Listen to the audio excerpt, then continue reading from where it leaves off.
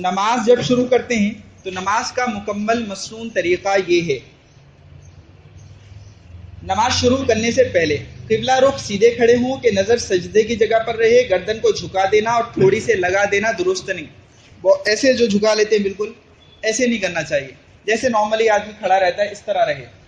دوسرا، دونوں پاؤں کی انگلیاں قبلے رخ رکھیں اور دونوں قدموں کے درمیان 4 انگلی کا فاصلہ رکھیں۔ اس میں بھی عام طور پہ احتیاط نہیں برتتے کہ اکثر لوگ جب کھڑے ہوتے ہیں تو ایسے رہتے ہیں، ان کے پاؤں ایسے نہیں رکھنے چاہیے، ایسٹ ویسٹ میں نہیں رکھنی چاہیے، سیدھے قبلے کی طرف رکھنی چاہیے، اور کوشش کرنی چاہیے کہ دونوں قدموں کے درمیان تقریباً 4 انگلی یعنی اتنا فاصلہ ہو۔ البتہ کوئی عذر ہے، کسی کا بدن بھاری ہے یا اور کوئی مسئلہ ہے تو الگ بات ہے، ورنہ کوشش کرنی چاہیے کہ 4 انگلی کا فاصلہ رکھا جائے۔ تیسرا، اگر جماعت کے صف میں ہو تو صفوں کی درستگی کا بھی خیال رکھیں اور ہر شخص اپنی دونوں ایڑیوں کے آخری سرے کو صف یا اس کے نشان کے آخری کنارے پر رکھ لے۔ یہ بھی خیال رکھنا چاہیے کہ جب نماز جماعت کے ساتھ پڑھیں تو صفوں کو بھی درست رکھیں، اور صفوں کو درست کرنے کا آسان طریقہ یہ ہوتا ہے کہ صف کا جو آخری حصہ ہوتا ہے، چٹائی ہو، کپڑا ہو یا کچھ بھی ہو، نشان ہو، وہاں پر اپنی ایڑیاں رکھیں، تو کیونکہ کسی کا 8 نمبر کا جوتا آتا ہے، کسی کے 10 نمبر کا آتا ہے تو آگے پیچھے ہو جائے گا، ورنہ لیکن ایڑیاں اگر لائن سے لگا لی تو سب لائن میں آ جائیں گے، اس لیے اچھا صف کو جب جماعت سے نماز پڑھتے ہیں اس کے علاوہ بھی یہ بھی خیال رکھنا چاہیے کہ آپ کے پاس میں جو بھائی ہو اس کا بھی خیال رکھیں۔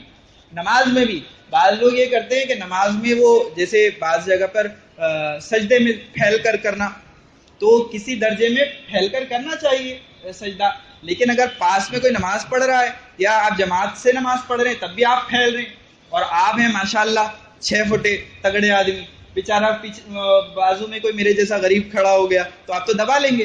تو یہ خیال رکھیے کہ جب جماعت سے نماز پڑھ رہے ہیں اس کے احکام الگ ہوتے ہیں، آپ کو آزو بازو والوں کا بھی خیال رکھنا چاہیے۔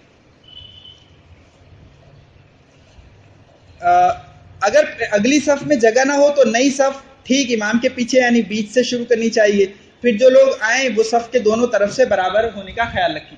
پہلے امام کے ٹھیک پیچھے شروع کریں صف، پھر دائیں پھر بائیں، پھر دائیں پھر بائیں، پھر دائیں پھر بائیں، اس طرح سے صف بناتے رہیں۔ ایسا نہ ہو کہ ایک طرف دائیں یا ایک طرف بائیں، بس ایک ہی طرف بناتے چلے جائیں، یہ مناسب طریقہ نہیں ہے۔ اور کپڑوں کو ٹخنوں سے اوپر رکھنے کا حالت نماز میں خاص خیال رکھیں۔ کپڑوں کا ٹخنوں سے اوپر رکھنا یہ نماز کے ساتھ خاص نہیں ہے، لیکن نماز میں خاص خیال رکھنا ہے، اس لیے کہ نماز کے علاوہ بھی اللہ کے نبی صلی اللہ علیہ وسلم فرماتے ہیں کہ اگر ٹخنوں کے نیچے کپڑا لٹکاؤ گے تو بدن کا وہ حصہ جہنم میں جلنے کا زیادہ مستحق ہے، تو اس لیے ہمیشہ اوپر رکھنا چاہیے، لیکن نماز میں بھی اگر اوپر نہیں رکھو گے تو نماز بھی مکروہ، یہ اس کا تعلق ہے، ورنہ نماز سے اس کا کوئی تعلق نہیں۔ اور آستین چڑھا کر نماز پڑھنا بھی اچھا نہیں، اس سے بچیں، بلا وجہ آستین چڑھا کر اگر آپ نماز پڑھ رہے ہیں یہ بھی مناسب طریقہ نہیں ہے۔ اور نماز کے لیے ایسے کپڑوں کا اہتمام کرنا چاہیے جن کو محفل اور مجلس میں جانا آپ پسند نہیں کرتے، اسی لیے میں کہتا ہوں کہ وہ مسجدوں میں رکھی ہوئی ٹوپیاں استعمال ایسی نہیں کرنی چاہیے، وہ پلاسٹک کی ٹوپیاں آپ پسند ہی نہیں کرتے کہیں پہن کر جانا، لیکن آپ مسجد میں نماز میں استعمال کرتے ہیں، وہ کپڑے کی بھی ہیں جو زندگی میں کبھی نہیں دھلی، تو آپ پسند کریں گے کہ کہیں پہن کر اس کو جائیں؟ تو جب آپ کہیں نہیں جانا پسند کرتے، میں کہتا ہوں بی ایم سی کے آفس میں جانا پسند نہیں کرتے تو اللہ کے دربار میں کیوں آتے ہیں؟ تو اس لیے ایسے کپڑوں کے ساتھ نماز پڑھیں جن سے آپ خود بھی خوش ہوتے ہیں، اور اللہ تعالیٰ حسین و جمیل ہے، اللہ تعالیٰ جمیل ہے، اللہ تعالیٰ جمال کو پسند کرتے ہیں، اسی لیے صحابہ کرام خاص جوڑے بنایا کرتے تھے نمازوں کے لیے، تو ہمیں بھی اس بات کا اہتمام کرنا چاہیے، صاف ستھرے کپڑے پہن کر نماز میں آئیں۔ یہ نماز سے پہلے، نماز شروع کرنے سے پہلے ان باتوں کا خیال رکھنا ہے۔ اب نماز شروع کرتے وقت دل میں نیت کر لیں کہ فلاں نماز پڑھ رہا ہوں، زبان سے نیت کے الفاظ کہنا ضروری نہیں، نیت کی ادائیگی زبان سے ضروری سمجھ لینا اور تسلی میں دیر لگانا اچھا نہیں، نیت دل کے ارادے کا نام ہے، البتہ زبان سے نیت کے الفاظ مختصراً بطور استحضار کے کہہ لینا بہتر ہے، یعنی اصل تو ہے کہ الفاظ یعنی آپ کہے کہ یہ نماز پڑھ رہا ہوں، اتنی رکعت، قبلے کی طرف رخ میرا، پیچھے اس امام کے، تو یہ اصل نہیں، اگر دل میں ارادہ یہ ہے تو نماز ہو گئی، اور جب آپ آ رہے ہیں گھر سے تو آپ کی نیت ہے، علماء نے لکھا ہے کہ آپ ظہر میں آئے اور آپ نے زبان سے کہہ لیا 4 رکعت نماز عصر پڑھتا ہوں، اللہ اکبر، آپ کی نماز درست ہے، اس لیے کہ جب آپ آئے تھے تو آپ کی نیت کیا تھی؟ ظہر تھی، اب غلطی ہو گئی آپ سے، تو اس لیے نماز ہو جائے گی۔ تو اصل تو کیا ہے؟ نیت دل کے ارادے کا نام ہے، اور امام کے پیچھے یہ بھی نیت ہی ہوتی ہے جب آپ صفوں میں کھڑے ہوتے ہیں۔ تو اس لیے زبان سے اس میں دیر لگانا، بعض لوگوں کی عادت ہوتی ہے امام صاحب کے ساتھ یعنی نیت باندھنی چاہیے، وہاں پر مغفرت کے وعدے ہیں، بڑی فضیلتیں ہیں اس کی، لیکن وہ کھڑے ہیں۔ امام صاحب نے ثنا بھی پڑھ لی، امام صاحب نے اعوذ باللہ بھی پڑھ لی، بسم اللہ بھی پڑھ لی، بلکہ ایک بچے نے بتلایا ہمارے کہ وہ ایک دفعہ ان کے پاس میں کوئی نماز پڑھ رہا تھا، امام صاحب نے رکوع بھی کر دیا، اس کی نیت ہی پوری نہیں ہوئی۔ حد ہے، تو یہ نہیں کرنا چاہیے۔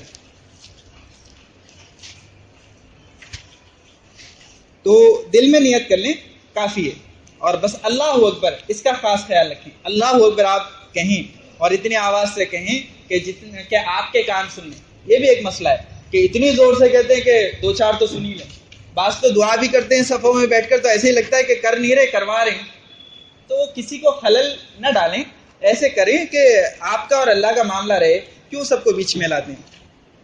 دونوں ہاتھوں کو کانوں تک اس طرح اٹھائیں کہ ہتھیلیوں کا رخ قبلے کی طرف ہو، اور انگوٹھوں کے سرے کان کی لو سے مل جائیں تو بہتر ہے، ورنہ اس کے برابر آ جائیں، اور باقی انگلیاں آسمان کی طرف سیدھی ہوں۔ انگلیوں کو درمیانی حالت میں رکھنا چاہیے، نہ بہت کھلی ہوئی نہ بہت ملی ہوئی۔ یہ ہاتھ اٹھانے کا بہتر طریقہ ہے۔ ایک تو ہاتھ یعنی ایسے نہیں کرنے، ہاتھ اٹھاتے وقت ایسے نہیں کرنے، اور نہ ہی ایسے کرنے، بلکہ جیسے اپنی حالت پر چھوڑنا، مطلب ایسے رہنا چاہیے، اور ہتھیلی تو قبلے کی طرف رہے گی، اور انگلیوں کا سرا آسمانوں کی طرف رہے گا، ایسے نہیں، سرا آسمانوں کی طرف رہے گا انگلیوں کا، اور ہتھیلی قبلے کی طرف رہے گی، گالوں کی طرف نہیں رہے گی۔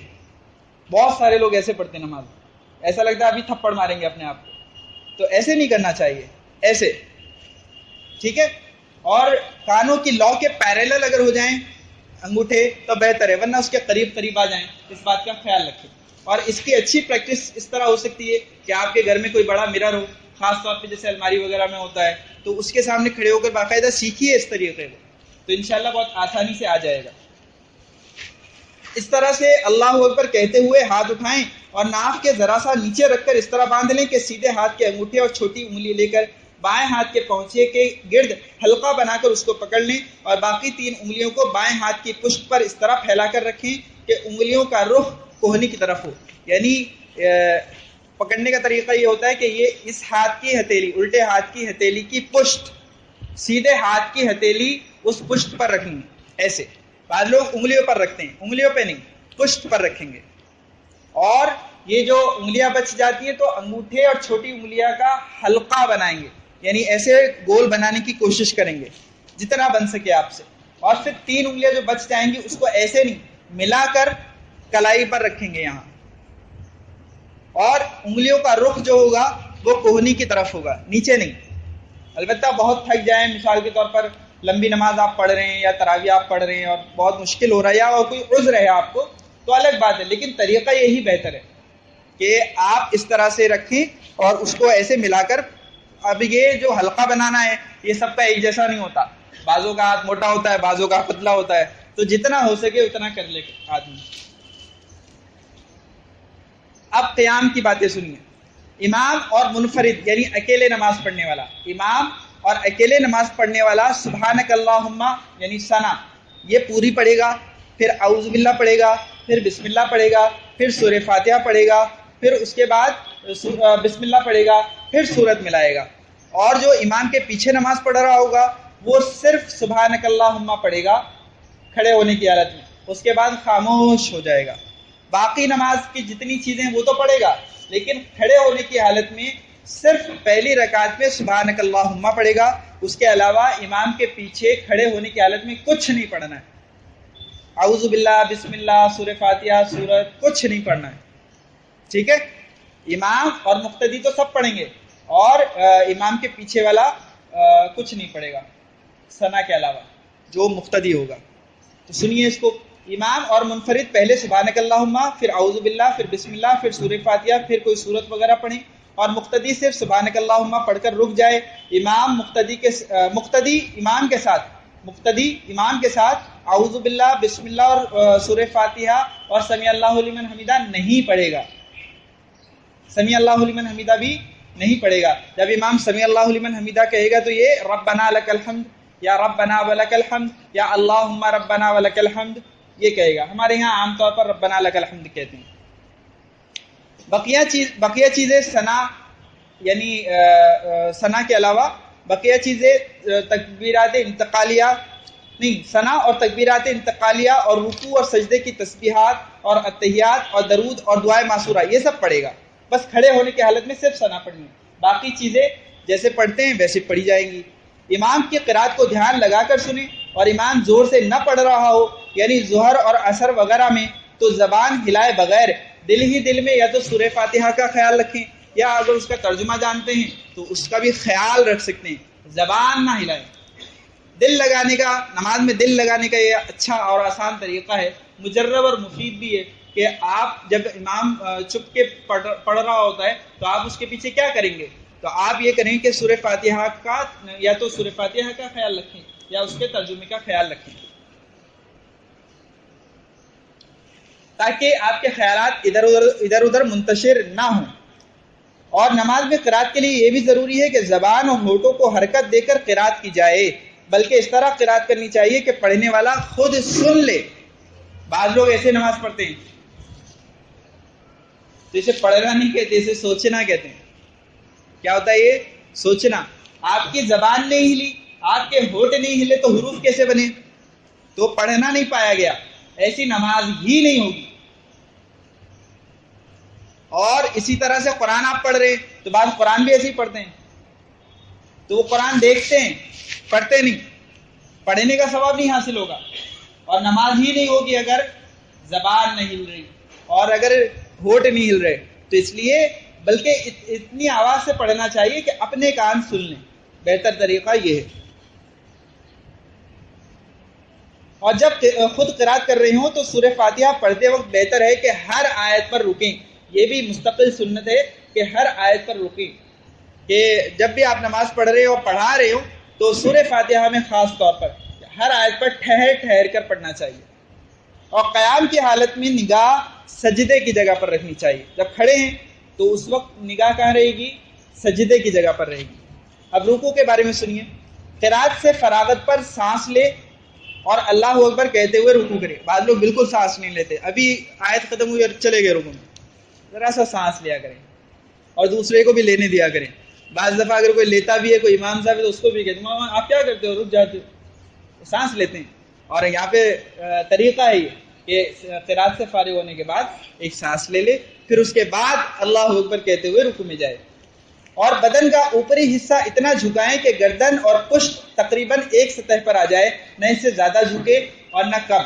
یعنی اتنا جھکنا چاہیے کہ جو کمر ہے اس کی اور جو گردن اور سر ہے وہ ایک لائن میں آ جائے. اس کو میں کہتا ہوں کہ جب آپ کھڑے ہوتے ہیں تو یہ 180 ڈگری ہوتا ہے اور جب آپ رکوع کریں تو 90 ڈگری ہونا چاہیے آدھا. اور 90 ڈگری ایسا اسٹریٹ ہونا چاہیے کہ اگر کوئی برتن میں پانی بھر کر لبالب اس کے اوپر رکھے آپ کی پیٹھ کے اوپر تو وہ چھلکے نہیں. بعض لوگ بہت کم جھکتے ہیں تو وہ بس ایسے ہاتھ رکھ دیتے گھٹنوں پر. تو یہ تو عورتوں کے لیے ہے، اس لیے کہ وہ جب حاملہ ہوں گی تو ان کو نقصان پہنچ سکتا ہے. اس لیے ان کا طریقہ ہی ہے کہ بس ان کے ہاتھ گھٹنوں تک پہنچ جائیں، ہو گیا رکوع. تو آپ تو ماشاءاللہ مرد ہیں، ذرا اور جھکنے چاہیے. اور اتنا بھی نہیں جھکنا چاہیے کہ گھٹنے کے قریب سر چلا گیا، تو وہ 90 ڈگری اتنا ہونا چاہیے. رکوع کی حالت میں رکوع میں پاؤں سیدھے رکھیں، ان میں خم نہ ہو. بعض لوگ یہ جو پاؤں ہوتے ہیں یہاں سے لے کے یہاں تک کا حصہ بعض بالکل ٹیڑھا کر لیتے ہیں. ٹیڑھا نہیں کرنا چاہیے، سیدھا رکھنا چاہیے اس کو. 90 ڈگری اس کا بھی ہونا، 90 ڈگری تبھی ہوگا جب آپ اس کو سیدھا ایسے رکھیں گے، سمجھے؟ تو ایسے سیدھا ایک دم رکھیں. اور پھر آگے بات سنیں کہ ہاتھ کس طرح رکھنے ہیں. کہ دونوں ہاتھ گھٹنوں پر اس طرح رکھیں کہ دونوں ہاتھوں کی انگلیاں کھلی ہوئی ہوں، یعنی ہر دو انگلیوں کے درمیان میں تھوڑا سا فاصلہ ہو. ایسے نہیں، ذرا سا فاصلہ ہو. دائیں ہاتھ سے دائیں گھٹنے کو اور بائیں ہاتھ سے بائیں گھٹنے کو مضبوطی سے پکڑ کر رکھیں. رکوع کی بات یعنی صرف ہاتھ رکھنا نہیں ہے، پکڑنا ہے باقاعدہ، گھٹنا اپنے انگلیوں سے. اور رکوع کی حالت میں کلائیاں اور بازو یہ بھی تنے ہوئے ہونے چاہیے. یہ حصہ جو ہے یہ بھی تنا ہوا ہونا چاہیے. بعض لوگ اس میں خم رکھتے ہیں تو ایسے نہیں رکھنا چاہیے، تنا ہوا رکھنا چاہیے سیدھا. رکوع کی حالت میں وزن ہاتھوں کی انگلیوں پر ڈالیں. جب آپ ہاتھوں کی انگلیوں پر ڈالیں گے نا تبھی رکوع صحیح ہوگا. ورنہ تو وہ ایسے ہی ہوگا کہ بس ہاتھ رکھ لیا. اور کم از کم 3 مرتبہ سبحان ربی العظیم کہیں، یہ کم سے کم ہے 3 مرتبہ، ورنہ 5 مرتبہ 7 مرتبہ، یہ جب اکیلے کی نماز پڑھ رہے ہیں. اور جب امام ہو تو 5 مرتبہ سے زیادہ نہیں کہنا چاہیے تاکہ مقتدیوں پر بار نہ ہو. اس لیے کہ دیکھو مقتدی سب ایک طرح کے نہیں ہوتے، بعض تو ایسے ہوتے ہیں کہ وہ ان کا رکوع کر پانا ہی مشکل ہوتا ہے. بعضوں کو ہم نے دیکھا اسی مسجد میں کہ بیچارے وہ اتحیات میں بھی کہ وہ بیٹھ ہی نہیں پاتے تو وہ گھٹنوں کے بل کھڑے ہوتے ہیں. اب ہم دعائے معصورہ ایک ہے، اس کے بعد 10 دعائے معصورہ پڑھ رہے ہیں، کیوں اس کے اوپر ظلم کر رہے ہو؟ حضرت نبی کریم صلی اللہ علیہ وسلم کا ارشاد ہے کہ امام کو خاص تاکید کی کہ نماز ہلکی پڑھاؤ. اس لیے جب جتنا مجمع زیادہ ہو اتنی چھوٹی صورتیں پڑھنی چاہیے، کیونکہ اس میں پتہ نہیں کون کون آیا ہے. خاص طور پر جمعے میں، عیدین میں اس میں بہت طویل قرات کرنے کا شوق نہیں پالنا چاہیے. ہاں جو مصنون قرات ہے وہ کر سکتے ہیں، لیکن بلکہ کر کیا سکتے ہیں، اس پر تو عمل کرنا چاہیے، لیکن اس سے زیادہ نہیں کر سکتے، کسی کو تکلیف نہیں دے سکتے آپ.